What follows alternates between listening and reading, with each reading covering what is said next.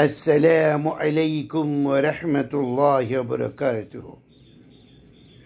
কেমন আছেন বন্ধুরা? আশা করি সকলেই ভালো আছেন। ভালো থাকেন এই দোয়াই করি। কিছু কথা বলবো, কথাগুলি মনোযোগ সহকারে শুনবেন, বিচার বিশ্লেষণ করবেন। ভালো লাগলে লাইক কমেন্ট শেয়ার করবেন। দয়া করে একটু লম্বা হলেও আমার কথাগুলি শুনবেন। আমাদের দেশে একটা গজল আছে, সেখানে বলা হচ্ছে বাদশার বাদশাহ নবী কামলেওয়ালা। এই যে কথাটা, এটা সুস্পষ্ট শিরকি কথা। কারণ আবেগ দিয়ে ইসলাম না। নবীর ভালোবাসা আপনার আবেগ দিয়ে হবে না। নবী যতটুকু বলেছেন, ভালোবাসতে যেইভাবে আল্লাহ নির্দেশ দিয়েছেন সেইভাবে ভালোবাসবেন। বাদশার বাদশাহ তো একমাত্র আল্লাহ রাব্বুল আলামিন। কারণ সকল সৃষ্টি তার গোলাম, নবীও তো আল্লাহর গোলাম।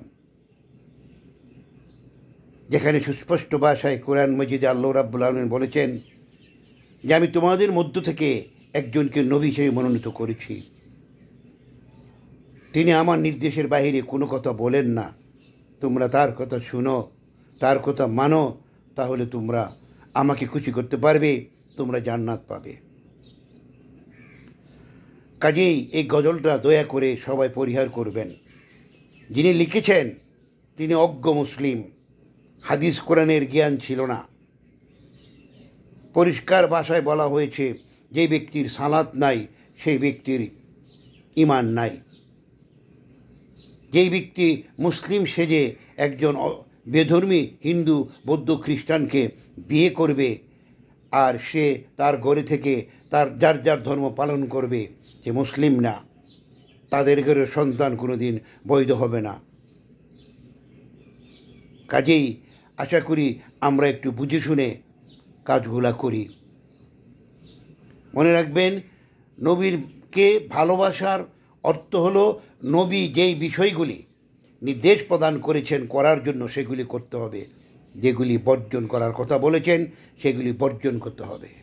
আর নবী বলেছেন হাউজে কাউসারের পানি পান করাবো দেখে দেখে যারা নাকি পৃথিবীতে বেদাত থেকে দূরে সরে রয়েছে এবং বেশি বেশি করে আমার উপরে সালাত দুরূদ শরীফ পড়েছে। তাই দয়া করে সবাইকে অনুরোধ করব, আসুন আমরা সবাই মিলে নবীর সুন্নাহ মেনে চলি, শিরিক বেদাত দায়ুস থেকে বেঁচে থাকি, সুন্দরভাবে সহিশুদ্ধভাবে আমল করি, জয়ীফ জাল হাদিস বর্জন করি। আল্লাহও খুশি হবেন, নবীও খুশি হবেন, জান্নাত আমাদেরকে অবশ্যই দিবেন। আল্লাহ রাব্বুল আলামিন ওয়াদা করেছেন পবিত্র কোরআন মজিদে, মুমিনের জন্যই জান্নাত। আসুন আমরা সবাই মিলে মুমিন হয়ে যাই। ধন্যবাদ।